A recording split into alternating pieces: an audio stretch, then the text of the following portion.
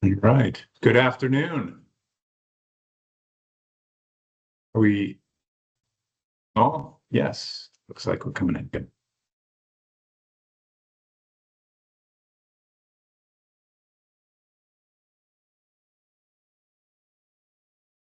All right, team, are we ready to get started? All right, great. All right, good afternoon, everyone. Thank you so much for joining us, the Voluntary Family Reading History Questionnaire webinar. My name is Charles Hughes. I'm the Deputy Commissioner here at the State Department of Education. And I'm really here to support and celebrate the collaboration between two of our departments here at the State Department, the Center for Literacy Research and Reading Success and the Office of Dyslexia and Reading Disabilities. Pursuant to Section 1014E of the Connecticut General Statutes, the State Department of Education was required to develop or approve a voluntary family history questionnaire to assist districts, you all, to identify students at risk of reading difficulties. The outcome of this the CSDE approved voluntary family reading history questionnaire guidance that was published in December 2025 and was shared with superintendents on December 15th. Today's webinar has been specifically designed to support you understand the origin of the guidance document and some key requirements as per statute. So thank you for your attendance. And at this point in time, I'm going to hand it over to Kristen, who will take you through the presentation. So Kristen, off to you. Thanks. Welcome and thank you for joining us today. My name is Kristen Allen and I am an Associate Education Consultant in the Office of Dyslexia and Reading Disabilities. I'm going to take a moment to invite the both Deputy Commissioners, although Dr. Hughes already introduced himself, to introduce themselves, as well as my colleagues in the Center for Literacy. So if you guys want to jump in and introduce yourselves, go ahead. Good afternoon, everyone. Oh, sorry. Good afternoon, everyone. Cynthia Senor-Mayano, Deputy Commissioner of Educational Supports and Wellness here with the CSDE. Caroline Messenger. I'm an Associate Education Consultant in the Center for Literacy Research and Reading Success. And I'm Candace LaConte, working with Caroline in the center. Thank you. We truly appreciate your time and engagement around an issue that is central to our shared work, supporting students' literacy development through informed, evidence-based decision-making. Today's session is grounded in Connecticut's commitment to early identification and prevention of reading difficulties, reflected in the Unlocking Lifelong Potential Initiative and the State Structured Literacy Framework. We'll be focusing on one tool that supports this work, the Voluntary Family Reading History Questionnaire, which is designed to help districts identify students who may be at risk for reading challenges early on. Before we begin, I want to note that we welcome questions throughout the session. Our goal is to address many of the questions submitted during registration. However, if additional questions arise, please use the Q&A function in this Teams meeting to submit them. We will do our best to address questions during the session or at the end of the session as time allows, and to follow up through revisions in the FAQ document after today's webinar. During today's session, we will discuss why family reading history is a meaningful risk factor for reading difficulties, how the questionnaire fits in with Connecticut's statutory and guidance framework, and how information gathered from families can responsibly inform school-based decision-making while remaining voluntary, FERPA protected, and respectful of family choice. Our goal is to establish a shared understanding of what this tool is, what it is not, how it can be used appropriately to support early identification and timely intervention. With that foundation, we'll move into the legislative context and the role this questionnaire plays within Connecticut's broader literacy and dyslexia initiatives. We'll move on to the next slide, Caroline. I'm on the next slide. Oh, perfect. So this slide anchors our work in Connecticut statute. Under CGS Section 1014EE, the Connecticut State Department of Education approved the Abbreviated Adult Reading History Questionnaire, or the ARHQ brief, as the state's designated voluntary family reading history questionnaire. The statute's purpose is narrow but important: to give districts a consistent, research-informed way to gather family history information that may help identify students at risk for reading difficulties. The law is also very clear about boundaries. The questionnaire is voluntary. It is not a diagnostic tool, and it is not intended to be used in isolation or to determine eligibility. The statutory foundation reflects research showing that family history is a meaningful risk factor for reading challenges, while also preserving local decision-making and family choice. In the next section, we'll look more closely at how this tool is meant to be used in practice and the safeguards that matter just as much as the data itself. So what is the purpose of the voluntary family reading history questionnaire? Research has revealed that dyslexia and other reading difficulties run in families.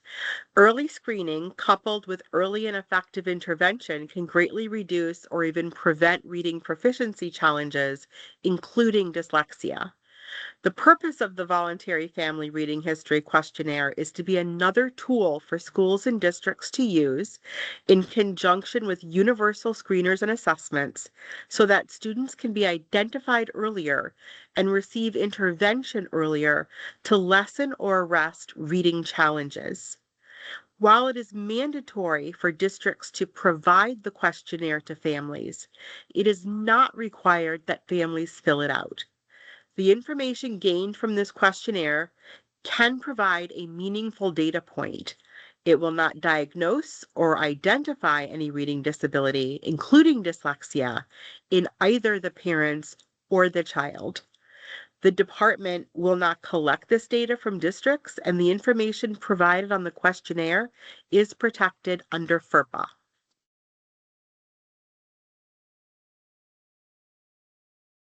So this slide explains why Connecticut selected the ARHQ brief as the voluntary family reading history questionnaire. The ARHQ brief is grounded in a strong research base. It was derived from the original 23-item adult reading history questionnaire, which was developed as a dyslexia screener for adults and published by the International Dyslexia Association. The original ARHQ has been extensively studied and shown to be both reliable and valid. Subsequent research examined which items within the full ARHQ were most predictive of a family history of reading difficulties. From that work, 6 questions were identified that maintain strong reliability and validity for understanding a child's risk based on family reading history. Those 6 items make up the ARHQ brief. This abbreviated format is intentional. It balances strong predictive value with ease of administration, which is critical in school settings. The ARHQ brief can be completed quickly, does not place an undue burden on families or staff, and still provides meaningful information when used alongside other screening data. Importantly, the ARHQ brief is not used to diagnose dyslexia. Instead, it serves as one data point that helps districts identify potential risk early and respond with appropriate screening, monitoring, and instruction. That balance, research-based, efficient, and clearly bounded, is what made the ARHQ brief an appropriate choice for statewide use.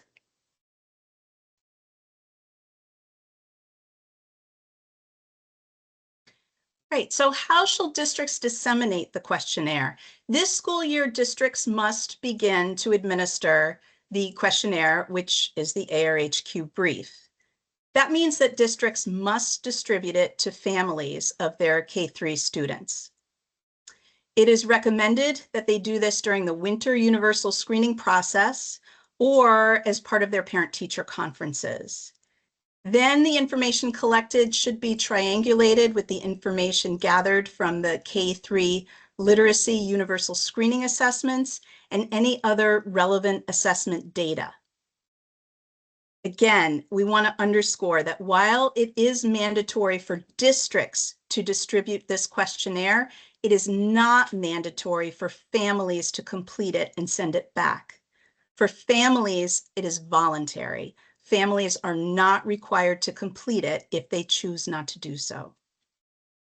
Now, beginning next year, and for each school year after that, it's recommended that the questionnaire be provided to families as part of the registration process. So as part of kindergarten registration, and then for new students who don't already have this information in their student file.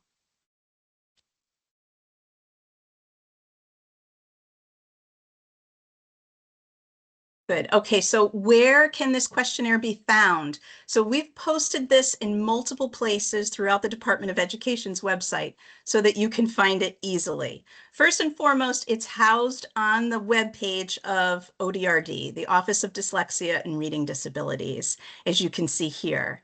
So on that page, you'll see a gray box to the left-hand side of the screen, and then you'll see it toward the bottom. There's that link to the questionnaire. Now, it's also housed on the Center for Literacy Research and Reading Success's webpage. It's permanently housed there in actionable assessment, but also if you just went to our landing page, you're going to see a button that says New and Noteworthy. And that's where we post new Department of Education resources related to literacy. This questionnaire is new and we wanted you to find it easily, so we're posting it there for now. And then thirdly, you'll also notice that it's posted on the webpage of the Performance Office, right along with all the information for the K-3 Literacy Universal Screening Assessments. So each of these links to the right of this screen right here will take you there.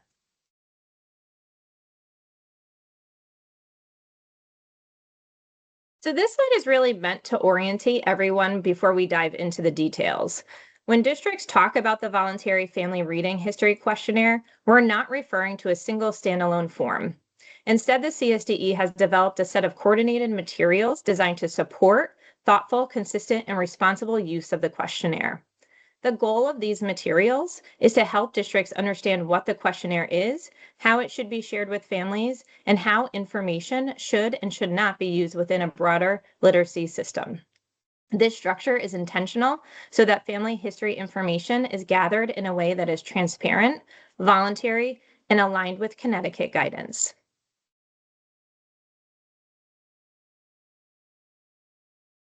This slide outlines the specific materials that are included.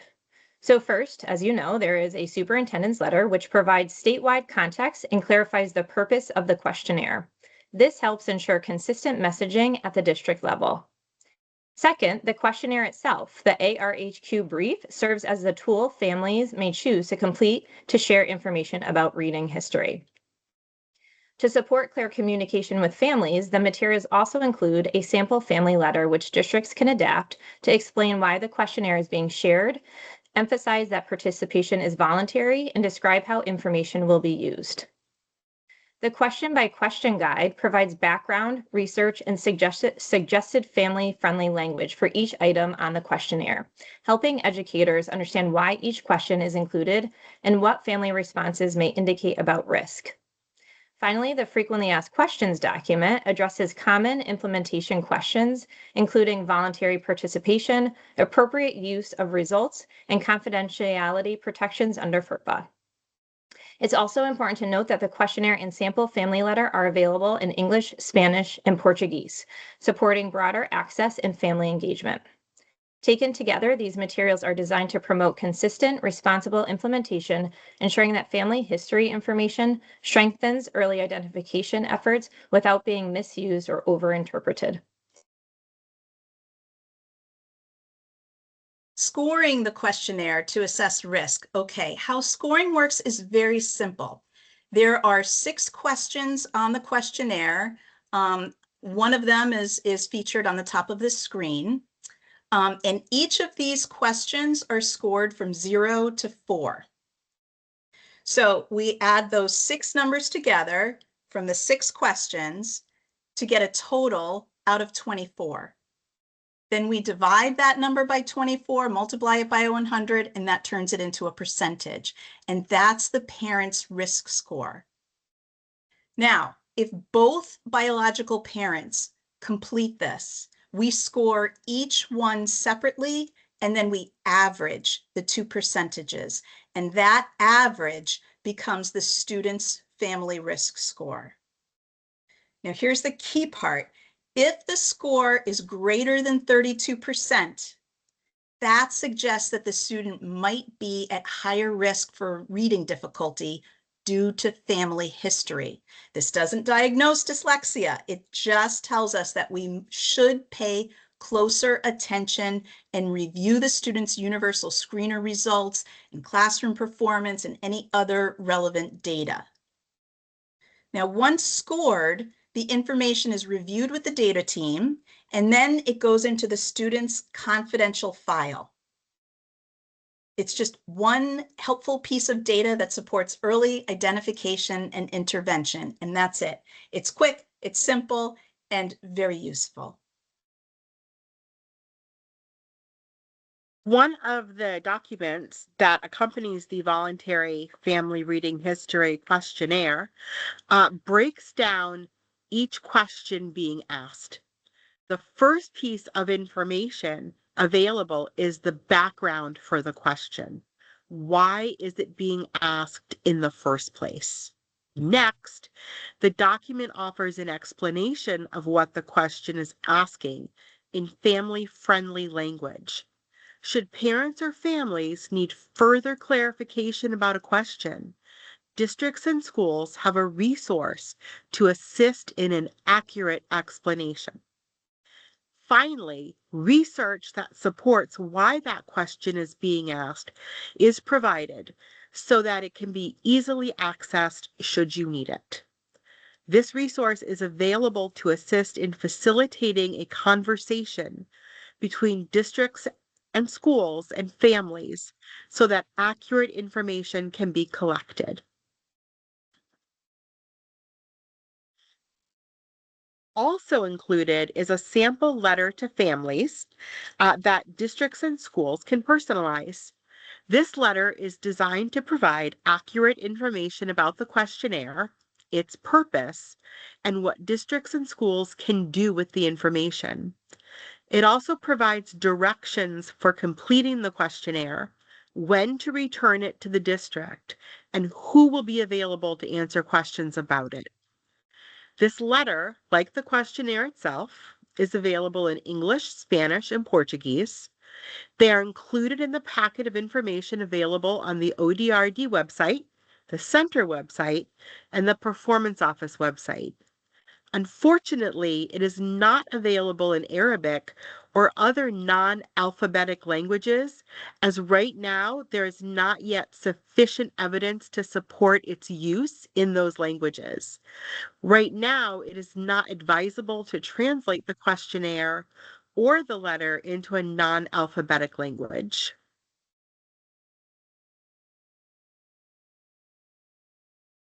So this slide highlights the questions addressed in the frequently asked questions document. The FAQ is intentionally comprehensive and is designed to reinforce and clarify much of what we've discussed today. These questions reflect the most common points of confusion or concern we hear from districts and families, particularly around requirements, appropriate use, and next steps. For example, questions about whether districts are required to distribute the questionnaire, who may complete it, or what happens if families choose not to participate all reinforce an important theme. This tool is voluntary, supportive, and intended to inform, not mandate, decision-making. You'll also notice questions related to special education referrals and reporting requirements. The FAQ clearly reinforces that the voluntary family reading history questionnaire is not a diagnostic tool, does not independently trigger special education eligibility, and does not require reporting to CSDE. Instead, it is one data point that can help districts think proactively about risk and support. We want to emphasize that this FAQ is intended to be a living resource. As districts begin using the questionnaire and additional questions emerge from the field, the FAQ will be updated to reflect those questions and provide continued clarification and guidance.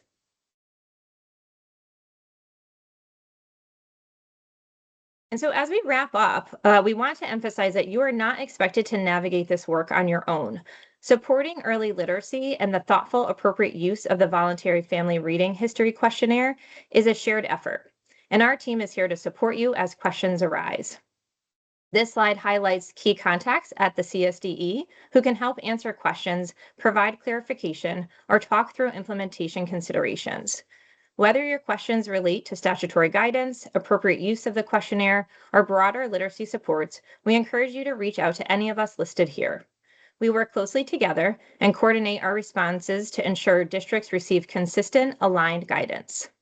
But before we formally close, we want to take time to review and respond to questions that have been submitted through the Q&A function in this Teams meeting. For questions we are not able to address live, we will follow up by incorporating clarifications into future guidance, including revisions to the FAQ document. We also want to emphasize that questions from the field are incredibly valuable. They help inform our technical assistance, professional learning, and ongoing refinement of resources to ensure they remain responsive, clear, and useful to districts and families. So if you have any questions, please make sure to add them to the Q&A. So Caroline and Candace, I don't know if there are any questions we can take now. So far there are not any questions in the Q&A. Okay. So we'll pause just for a moment so you guys can embed those questions, see it because we have some time.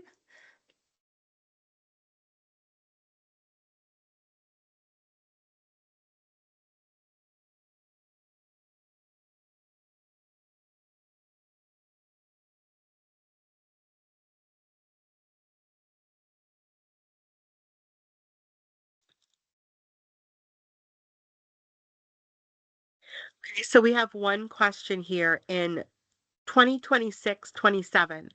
Will districts administer the questionnaire to new students in K-3?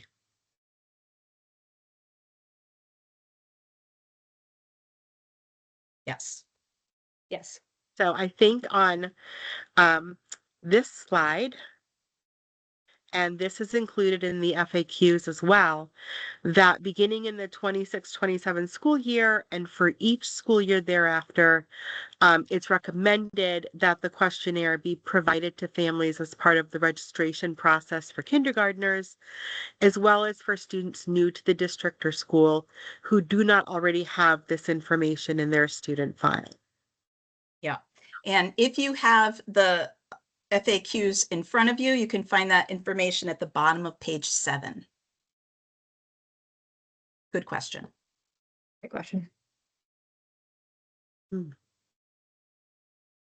think there's another question. Do we only have to share the questions once, even if they do not submit?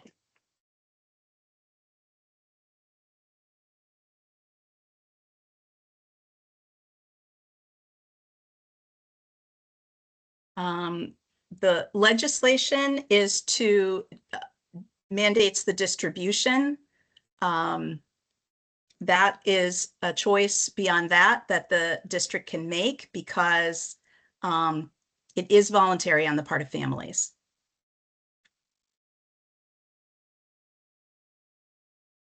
So another question here is, after this year, are we required to provide the survey to all new enrollees or only K-3?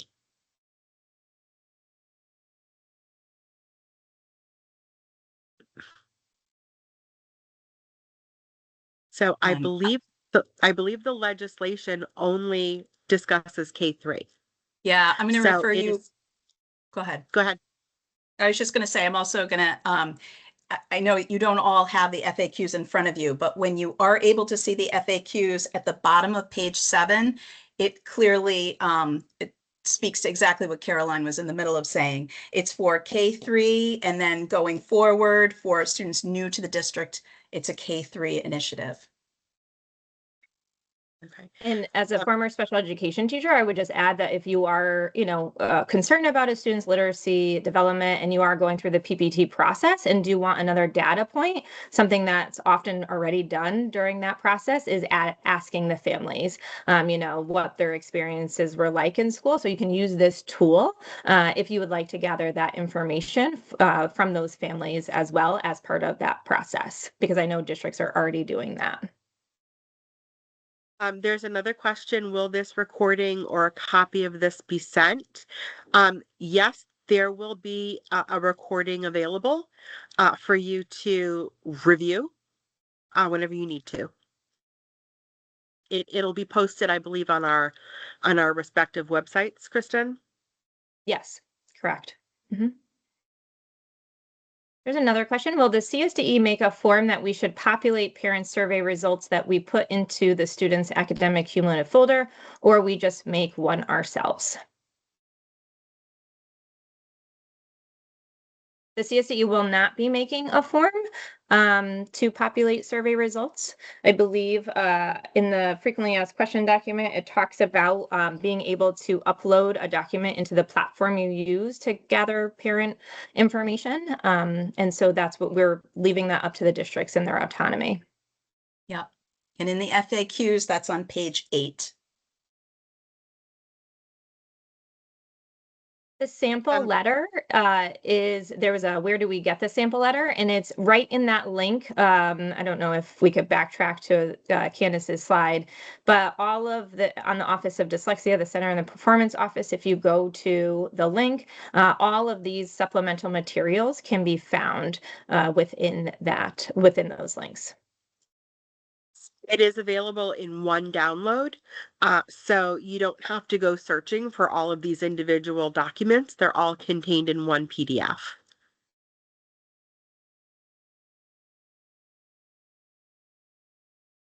I also see a question about what about grades 4 through 12?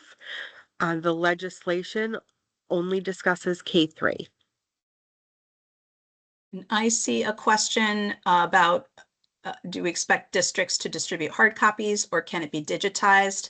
Again, on page 8, it explicitly says that in the FAQs, districts may choose to do either one, paper, pencil, or electronically.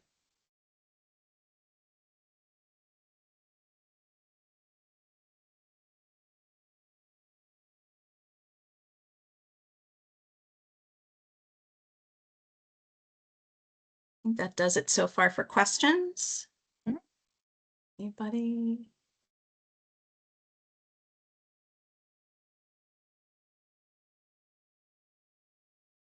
And also just to review, superintendents did receive this information on December 15th, and it has been available on the Performance Office website, the Center website, and the ODRD website.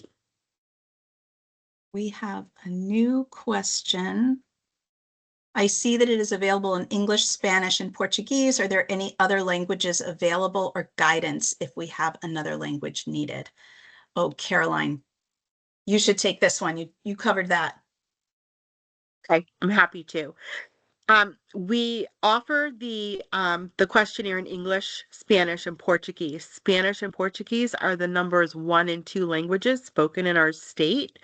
The third language is Arabic. It is not offered in Arabic because the research on the ARHQ is not extensive enough to support its validity in non-alphabetic languages. That being said, Spanish and Portuguese are the only languages the state is offering at the moment. Should you choose to translate it into another language, as long as it's an alphabetic language, that preserves its validity and reliability.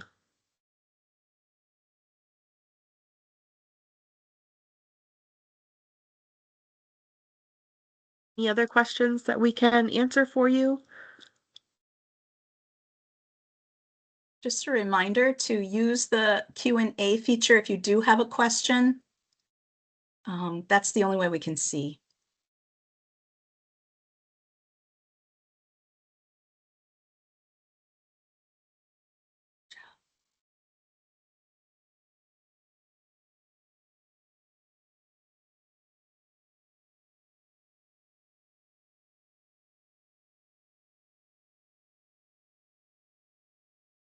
Kristen, you might, I don't know if you've seen this question.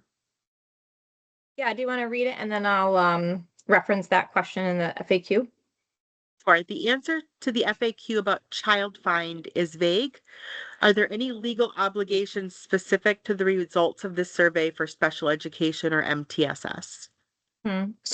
So outside of Child Find, which is a mandate, if a district suspects that a student has a disability, they can just use this voluntary family history questionnaire as another data point.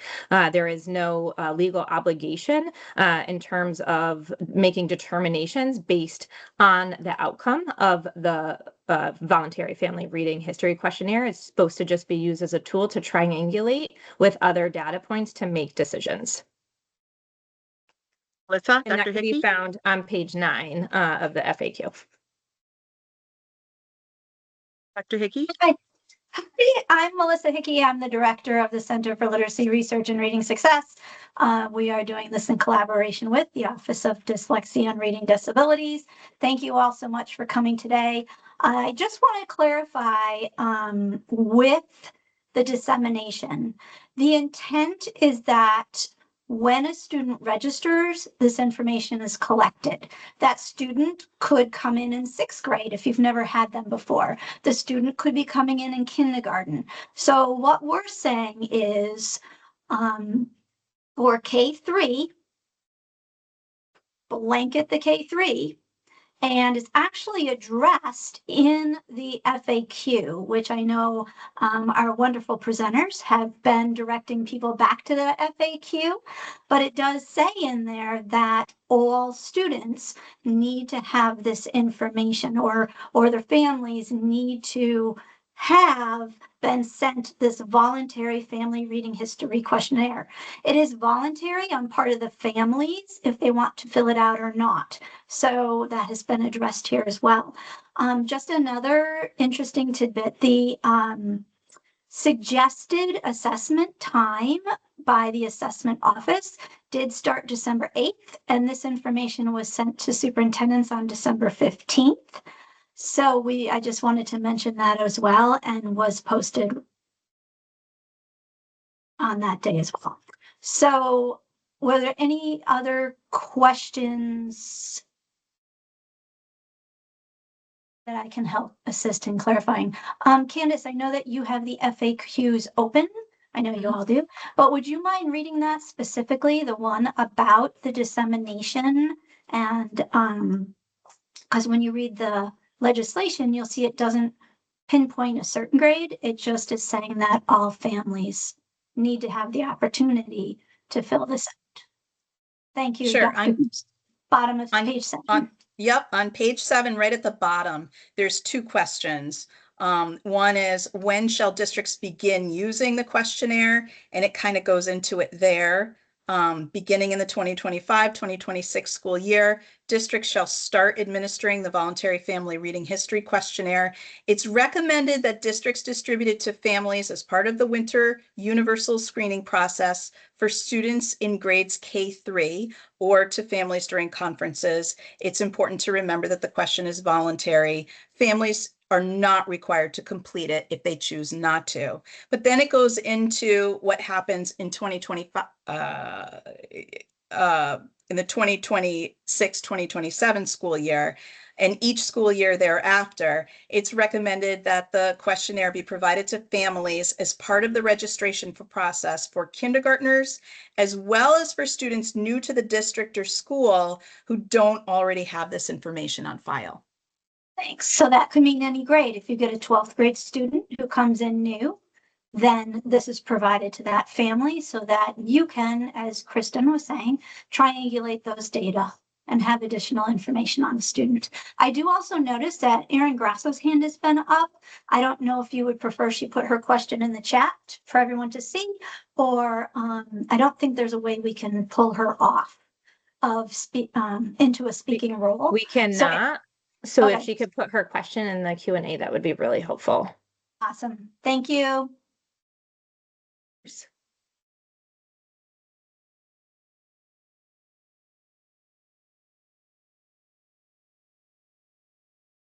So were those all of the questions?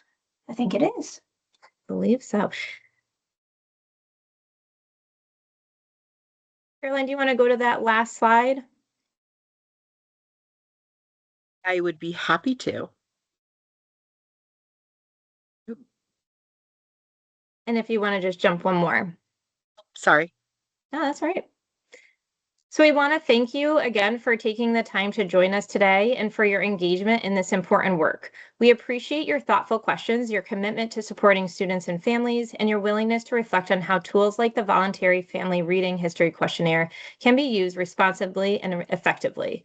We hope today's session helped clarify the purpose of the questionnaire, what it is not, and how it fits within Connecticut's broader literacy and dyslexia initiatives. Please don't hesitate to stay connected, reach out with questions after today's webinar, and share feedback as you continue this work in your districts. We look forward to continuing these conversations and supporting you moving forward. Have a great day, and you've bought yourself 24 minutes.